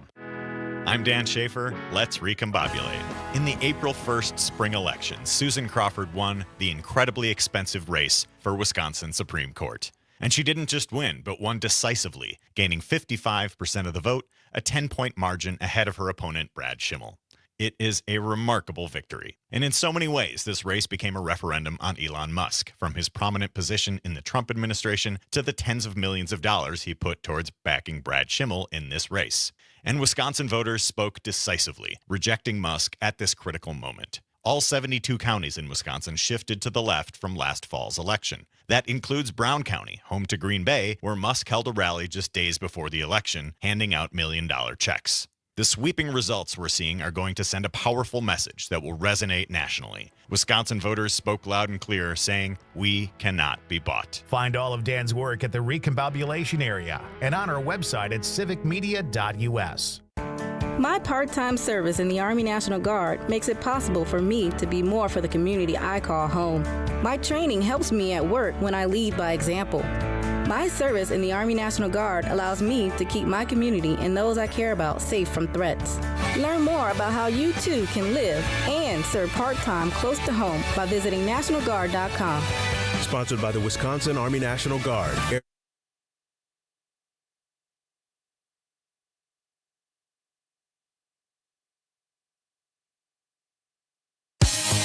Hey, this is Adam Brody, and you're listening to Nightlight with Pete Schwaba on the Civic Media Radio Network.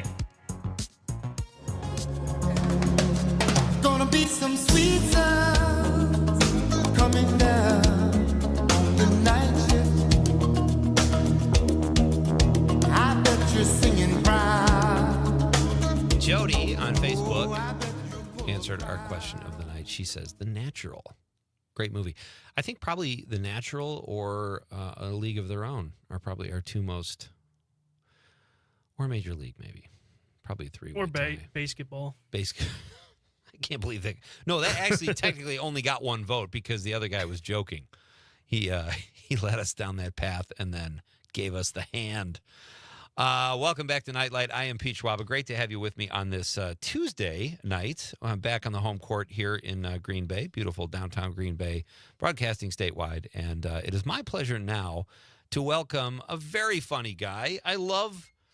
He brings a writing background, a comedy background. He's also one hell of a grocery shopper, and he joins us now over the stream. My pal, Mike Mercury. Hello, Petey. How are you? I noticed you took the liberty of saying that you're Ryan Gosling on the Well, chyron there at the bottom. Yeah. And I then can see it. There was room for the title in there, too, and I put movie star in case anyone was confused. I don't know. I didn't know if anyone would actually see that or not. You felt like you had to put Ryan Gosling movie star. Yeah, So we yeah. had to clarify. First of all, you're not even Ryan Gosling. No. You used the name, and then you thought people were so stupid they wouldn't know who he was. I love that, Mike. Right. Well, listen, special. I'm not the sharpest bulb in the shed. I don't even know what that metaphor is. Pete, did people call you Petey when you were a kid? Not more than once, Mike. Not No, more than once. Not Okay, really. okay, Occasionally all right. I get that. Why? Why do you ask? No, I was just wondering. I mean, I never knew you as Petey, but I somehow when you were a little kid, I thought maybe somebody would call you Petey. Sometimes when I don't know someone and but I sense they have a good sense of humor, it's a little risky, but I'll email them Yeah. and then I'll sign it, or I'll say, hey, this is I was referred by, let's say, Mike Mercury. This is Pete Schwaba, and I'll put in parentheses Tom and Amy's boy. And it's weird because I'm in my 50s, and people might go, well, I don't need to know that, Right. So anyway, Mike, we had a texter earlier who asked if it says Pete asked Mike if he ever worked at Kelly's in Middleton, Wisconsin, and this is Tony the trucker, the texter. We get quite a few texts from Tony. He wanted to know this. I don't know what Kelly's is, but I probably, he knows me. Maybe I do have ties to Middleton. I went to Middleton High School, where I graduated in the bottom quarter of my class. I'm pretty sure. By the way, your joke earlier when you said you lost me at books, that made me LOL right out loud. And I love that you don't even know for sure you were in the bottom quarter, but yeah, you're I don't kind of announcing that you were. Yeah, I don't. It doesn't matter. Whatever. You're street smart. It worked out okay. And so I don't know that I don't think I worked at Kelly's because I don't know what it is. But I did work. I bartended briefly at the Bowling Green in Middleton, and I was a DJ at the nightclub Rusty's. It was a bar, really, a nightclub, whatever. That was my first job DJing, and we would spin the tunes of the day and crank it up to 10 and blow the roof off the place until 1 o'clock in the morning or whatever the bar time was in those days. Yeah.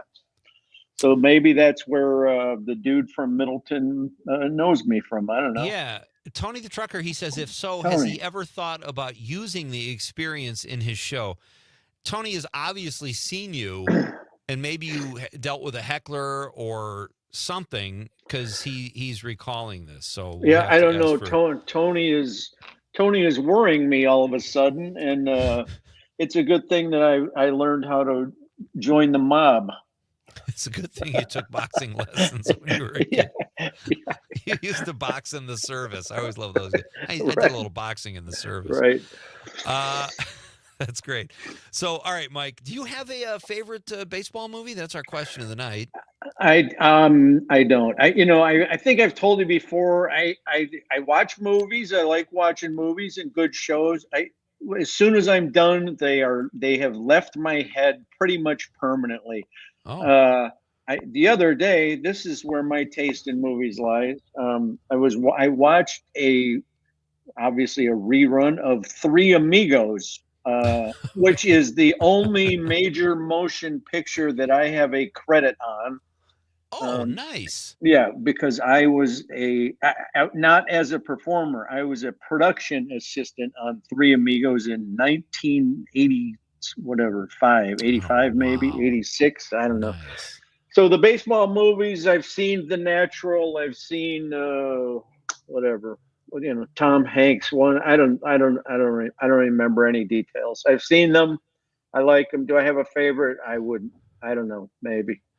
Okay. Thanks for playing along, Mike. Yeah, I know. This is I'm terrible at this stuff. I know that doesn't make for good radio, but it is what it is. I couldn't tell just if you terrible. didn't like. I couldn't tell if you didn't like baseball or movies. No, listen. I played baseball. Little league. I was in Little League baseball, but I was literally the kid who stood out in right field daydreaming while baseball soared over his head. When I was 10 years old, I was playing baseball, and during the game, I was writing my speech for winning an Academy Award. Yeah. There was a kid I was coaching when my son was, 10, and he had a teammate, the kid we put in right field, and the ball never went out there. It was coach pitch. And finally, he gets this hot liner to right field, and this kid is so freaked out, he lifts his glove to get the ball. And I swear to God, 4 pounds of grass fall out of his glove. Like he's just out there filling his glove with grass. It was such a beautiful moment. It was great. Awesome. All right, Mike Mercury is here. He's got a lot of stuff he needs to get off his chest. We're gonna do that next, and I have clarification, Mike. I'll put this in your head, and we'll talk about it when we come back after the news. Tony the trucker says, "Tell Mike my mistake. The place was called Rusty's, and he tended bar there. So we'll get into that after the news." Okay. Mike Mercury is here, Madison-based stand-up comic and writer, having fun here on Nightlight with Pete Schwaba on the Civic Media Radio Network.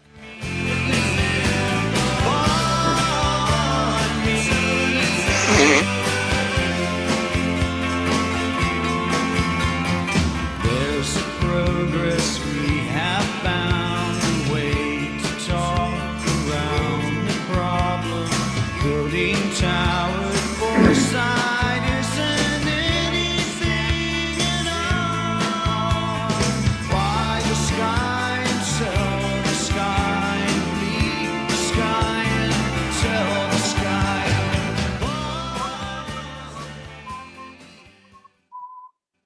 You're listening to the Talk of Green Bay, WGBW, home of Mino and the Mayor.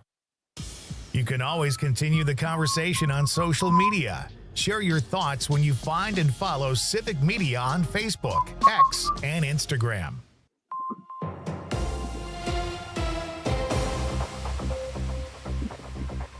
For 97.9 WGBW News, I'm Lisa Hale. The debate on what to do about gray wolf populations is back on in Washington, D.C. Civic Media's Jimmy Kuska reports. Senator Ron Johnson has reintroduced legislation that would remove the gray wolf from the endangered and threatened species list. The gray wolf was added to the list after a federal court ruling in 2022. Johnson argues that state wildlife agencies, not the federal government, should manage gray wolf populations. House Representative Tom Tiffany first introduced the measure back in January. In Wisconsin, a 2012 state law requires an annual gray wolf hunt in each year that the species is not a federal endangered species. Johnson said that local management of the gray wolf populations will benefit Wisconsin's agricultural community. The Wisconsin Department of Natural Resources is encouraging young hunters to participate in this weekend's statewide youth turkey hunt. According to a press release, the hunt on Saturday and Sunday is meant to give hunters under the age of 16 a chance to gain some experience before the regular turkey hunting season begins. To participate, youth hunters will need a spring turkey license, a wild turkey stamp, and a valid harvest authorization. Youth hunters must also register their turkey online or over the phone by 5 p.m. the day after they recover it. Speaking of turkeys, one New Wisco city is begging people to stop feeding the wild turkeys that flock to town. Over the past couple of years, wild turkeys have caused traffic congestion and have even attacked vehicles in Appleton. Police say the feathered fiends are congregating because people keep feeding them.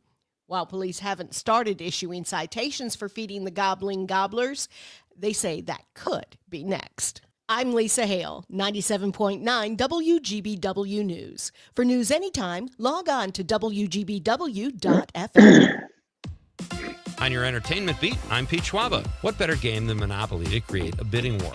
There was a competition by studios over a competition series based on the board game, and Netflix is the winner. Variety reports the show is being described as a large-scale social experiment contest that will force contestants to form alliances and betray their competitors. They must walk the line between capitalism and chaos in a cutthroat race to own it all. I think I hate it already. Monopoly debuted in 1935, courtesy of Parker Brothers, and has since sold about 275 million copies worldwide. First, it was people dancing and singing while watching Wicked in theaters that annoyed theatergoers. Now, it's teenage boys who are clapping and cheering during the record-breaking Minecraft movie. In some ways, this is worse than Wicked, because parents who take their kids have to witness this after probably not wanting to set foot in a theater to see Minecraft in the first place. For more showbiz fun, tune in to Nightlight with me, Pete Schwaba, weeknights from 6 to 8 p.m. on the Civic Media Radio Network. Enjoying this local program? Find the complete Civic Media lineup at civicmedia.us or the Civic Media app. I'm meteorologist Mace Michaels. Increasing clouds tonight, a low in the low 30s. And mostly cloudy for tomorrow, couple of showers possible, high upper 40s. And still a chance of showers on Thursday, high upper 40s to 50 once again. Drier with a warming trend Friday and the weekend. It's 42 right now. Keeping you connected to your local community with good news and great conversation. Here's Terry Barr with the Civic Media Radio Network. He's delivering on the promise he made last season. Packers quarterback Jordan Love pledged to donate new sports cleats to entire teams in need this spring for every touchdown he scored. Now, 26 teams across the state are getting those new cleats. Green Bay News Bureau Chief Lisa Hale explains Love's goal. The Love for Cleats campaign aligns with the Hands of Love Foundation's overall mission to encourage children from all backgrounds to engage in sports, promoting physical and mental well-being. The average price of decent sports cleats runs around $150. Softball, baseball, football, and soccer teams, including Marinette, Oconto, Howard Swamico, Green Bay East and West, Appleton West, and Kewanee, are included on Love's list. Until next time, I'm Terry Barr. On Wednesday's show, we'll be moving with the Malcors. Ben and Deanne.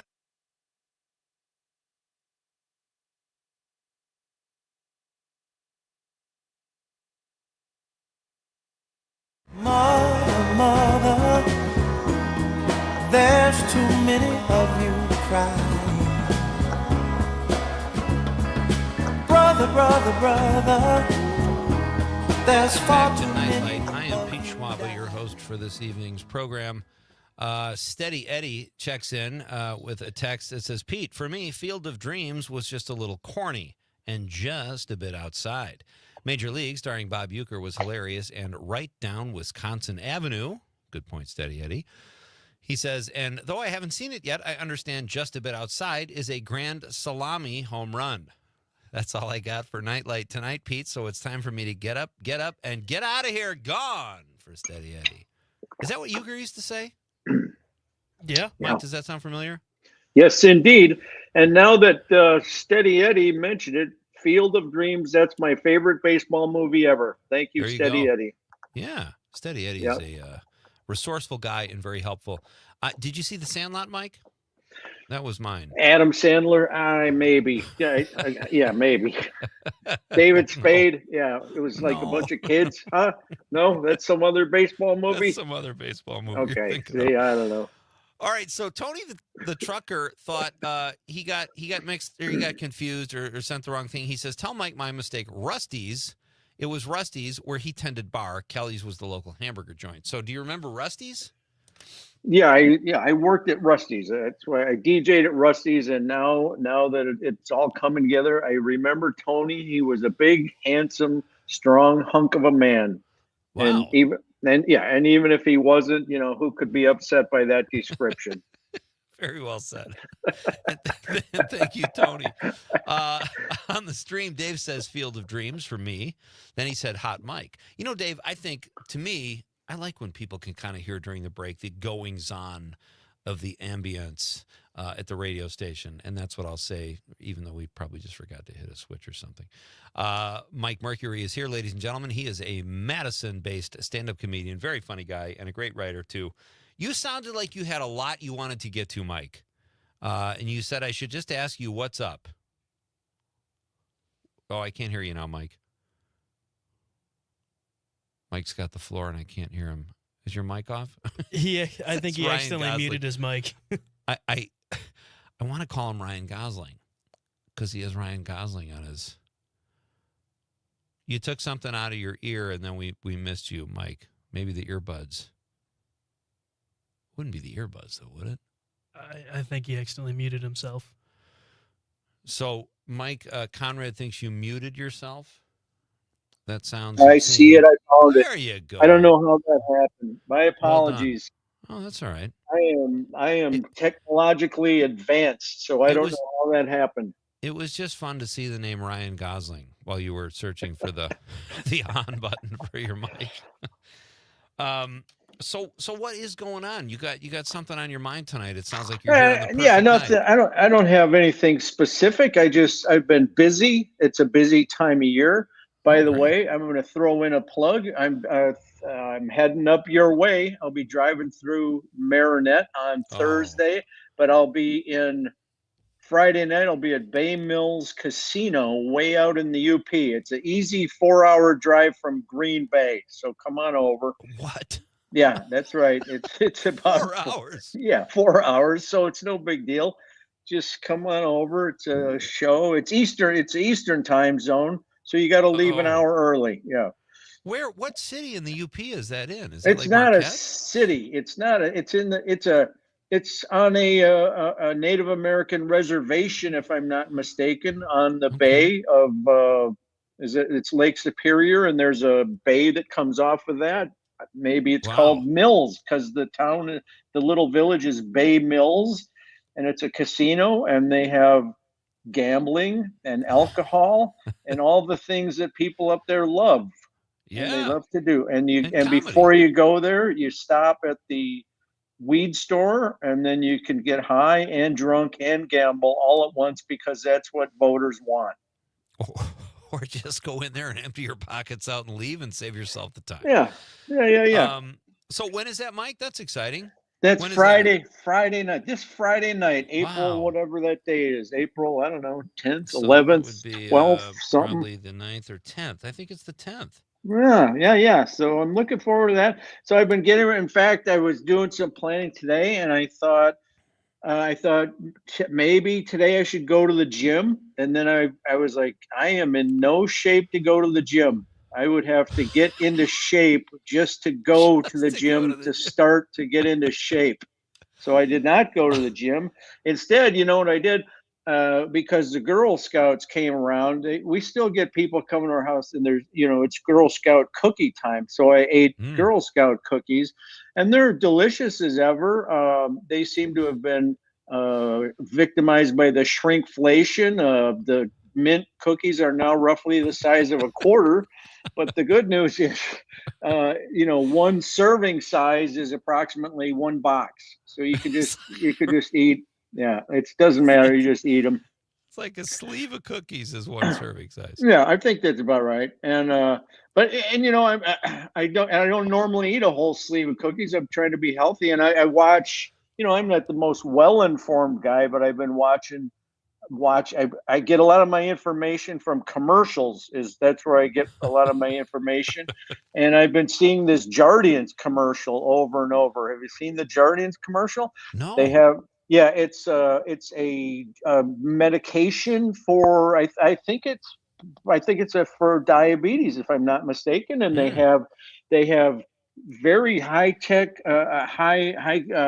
big production commercials. It's got a whole cast of big people that are happy, and they dance and they sing along, and they have their own song, and they look so damn happy.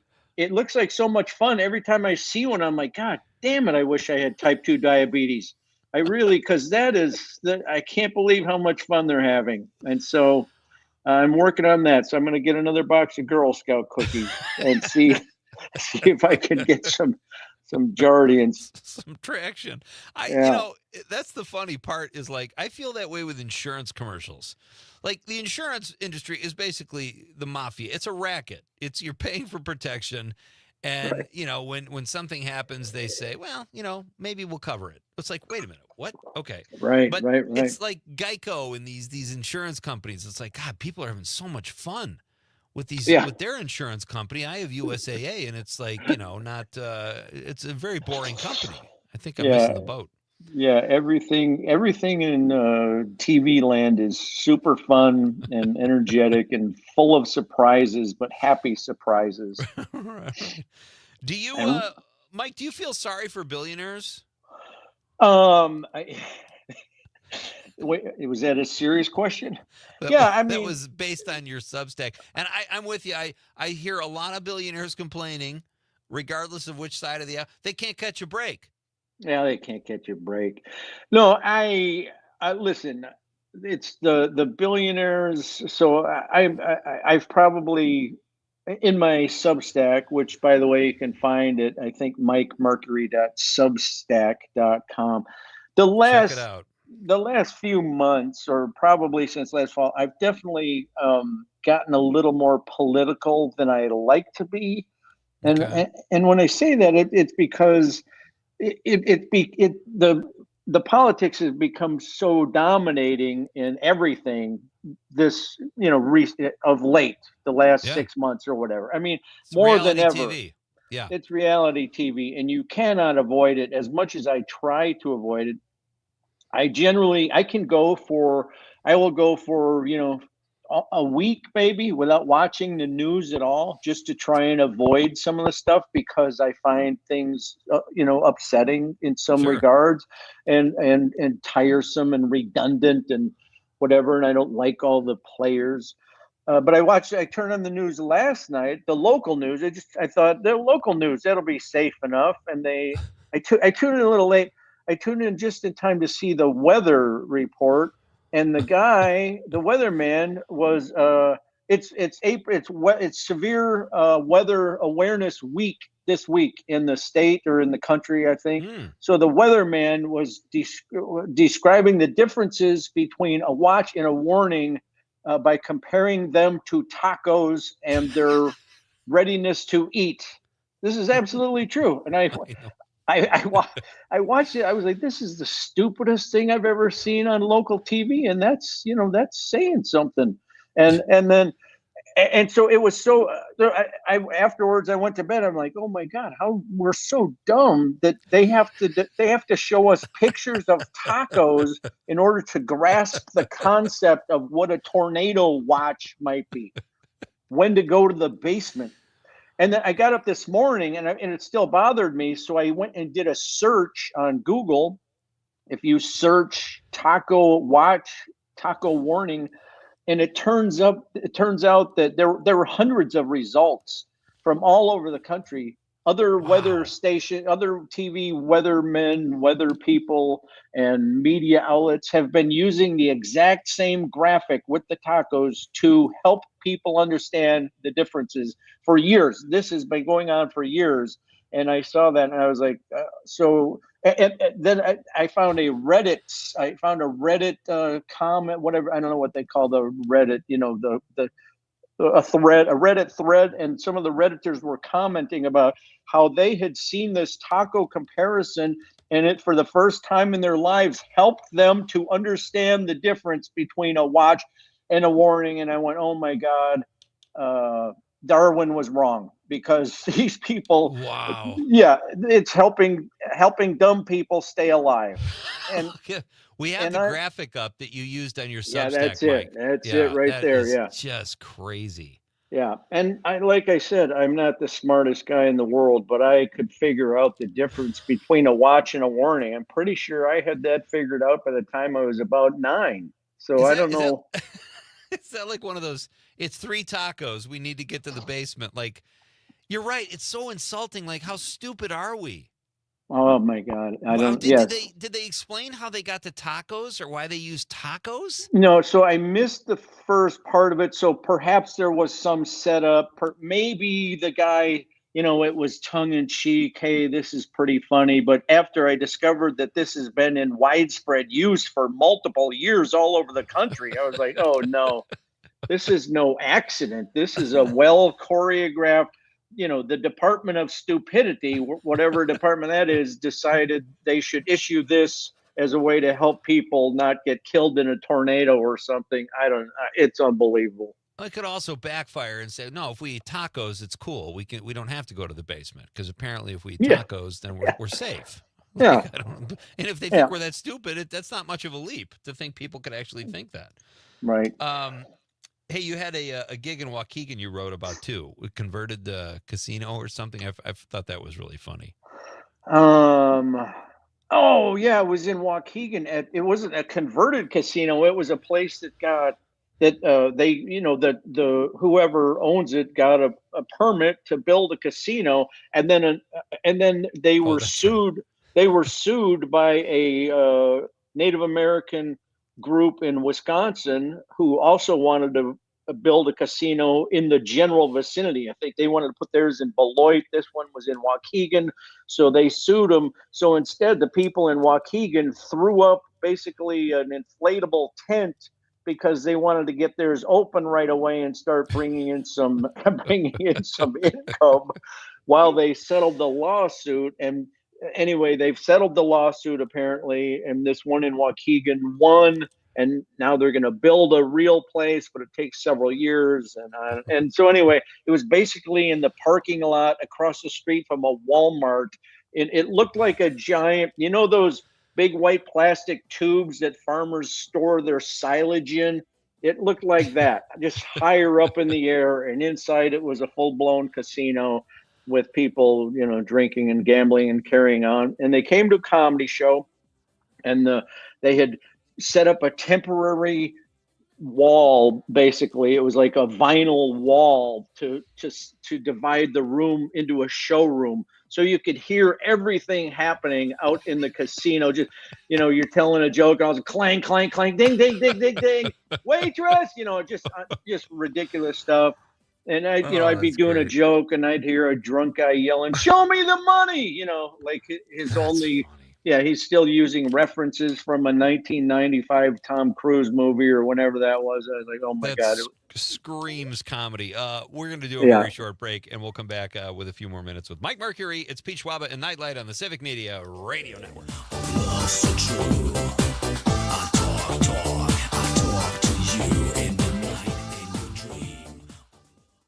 Listening to the Talk of Green Bay, WGBW, home for the Maggie Dawn Show. Ready for the ultimate getaway? Picture this, a cozy cabin in Wisconsin's Northwoods, surrounded by nature's beauty, crystal clear lakes, and endless adventure. Be it fishing, boating, snowmobiling, or just kicking back by a campfire under the stars. This is relaxation like never before.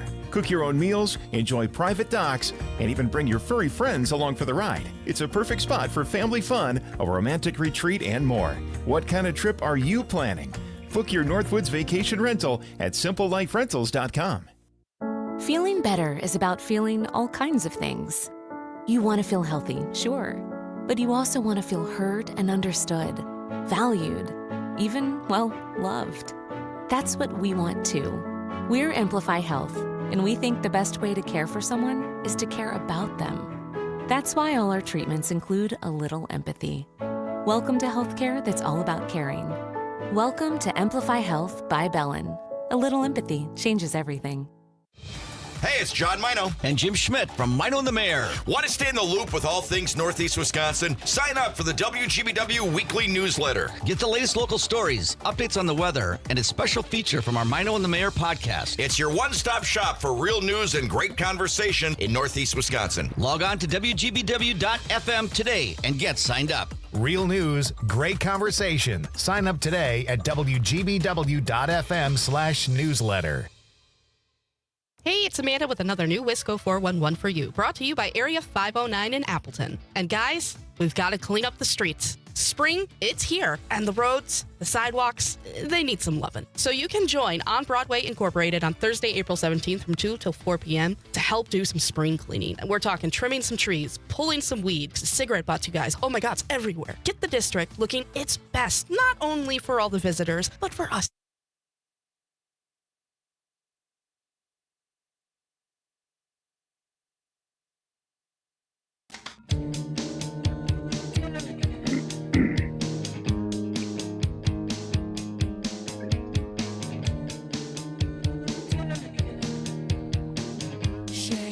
Welcome back to Nightlight. I'm Pete Schwaba. We are in the home stretch here with our friend Mike Mercury. Tom from New Berlin says, Mr. Baseball, we love Japan. I don't know that movie, Tom, but we did Google it. Conrad and I discussed it, and there must be a Japan reference in there we don't get, but that's a Tom Selleck movie from Tom. And then Brian from Green Bay says, with your bumper, I still wake up at night thinking people owe me for my paper route for the Eagle Herald and the Journal Sentinel in Marinette. I have not had a paper route for 35 years. You must be doing okay, Brian. I still have mine. Yeah, we should maybe retire that bumper for a little bit, Conrad. Let's put it on pause. We'll snooze it for 30 days, as they say. Hey, I'm just going to do the sex one. Do the sex one every single night. Well, you already are. So, but Brian, I don't want Brian to have post-traumatic stress from his paper route. I totally understand where he's coming from. Folks, Mike Mercury is here, and tomorrow night on the show, we have, who do we have, Conrad? We've got Tim Schweigel, filmmaker and activist for Incentive Wisconsin, or active, the Film Incentives Crew. Tim is very active in that. And then Rob Thomas, also from Madison, will join us tomorrow night at 7:20. We got a whole Madison thing going here, Mike. There's a lot of you people. I got to have them all on the show. And Rob Thomas knows a thing or two about movies, whereas I know nothing. He knows every movie. He'd probably know that Tom Selleck movie. I had not heard of that one either. Yeah, I kind of remember it, but I kind of don't. But what are you watching anything on TV you could recommend? Are you a binge watcher, Mike? Well, you know what? We were just my wife and I were just talking about it because I sort of have gotten to the point where I kind of prefer the binge watching as opposed to where they drop an episode and then you have to wait a week. You know, which is when we were kids, that's how everything was. You would watch one half hour, or if it was a comedy, or an hour if it was a drama, probably, and then you'd have to wait a whole week. And so I like to binge watch. That said, we just watched the recent third season of White Lotus, which you cannot binge watch. You can now because it's finished. Yeah. It finished on Sunday. But I was waiting for that reason. I want to watch them all if I want to watch them. So I held off, and now I kind of have heard stuff. But what was your take on this season? So this is the benefit of not having a great memory for the detail, because season 1 and 2, I remember them being good and enjoyable and funny and all those things, but I don't really remember enough details. So this season I'm watching 3 and I'm like, I think I like this one best, and it was mainly because that's what I was watching now. I think that's the only reason, because my wife and son both said they thought that the either 1 or 2 were better seasons overall. I think, and that's fairly common though, especially when you have a new series. There's a new series of something or a new movie that's good. The first time you see it, there's the novelty that is there. And by the time you see the third season or the third sequel or whatever, that novelty doesn't exist anymore. And so it's just got to be, the material has to be so strong to be compelling, to be as compelling as it was the first season or first movie. You know what I mean? Yeah, I do. And I finished season 2 for whatever reason. I put it off for, well over a year. And I did laugh at Jennifer Coolidge. Just the way she died after killing all those guys to protect her fortune and not give it to her husband. And then her last words in life were, "You've got this." And she tried to jump into the boat and clunked her head. That's not funny, but I laugh because it's so dark and it's just so, I did not see that coming. All she had to do was stay on the boat and wait to be rescued. And she'd still have $500 million. So I love the writing on that show. But where would you rank the third season, Mike, comparatively to the other 2? I don't know. I mean, like I said, it was good to me. I think was Jennifer Coolidge, that storyline, that was season 2 primarily. Yeah. Because she was in season 1, but she really owned season 2. Yes. So I think season 2 would be the top one. Okay. This season 3, there's some great acting as always, some great writing, some terrific characters. It's super interesting. But it just, maybe it doesn't feel quite as fresh as it did in season 1 or whatever. So, I but totally get that. Yeah, I liked it a lot. Tony, the trucker says, Mike described me to a T. If he ever becomes famous enough to need a bodyguard, I'm all in. He is. He's Ryan Gosling, Tony.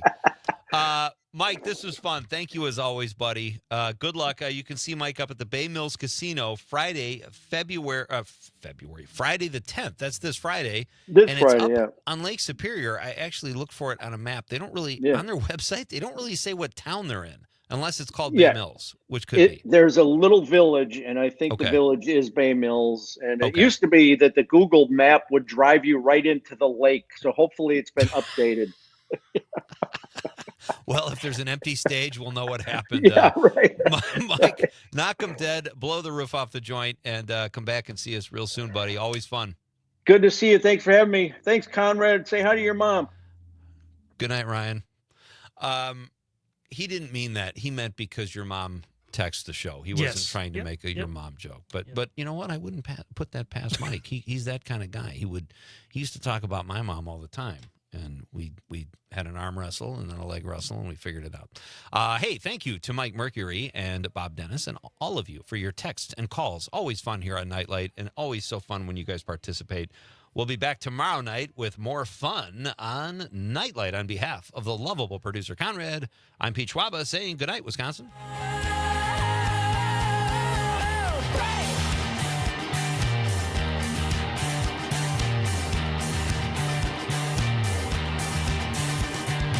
Take me to your best friend's house, marmalade, we're making out, oh yeah.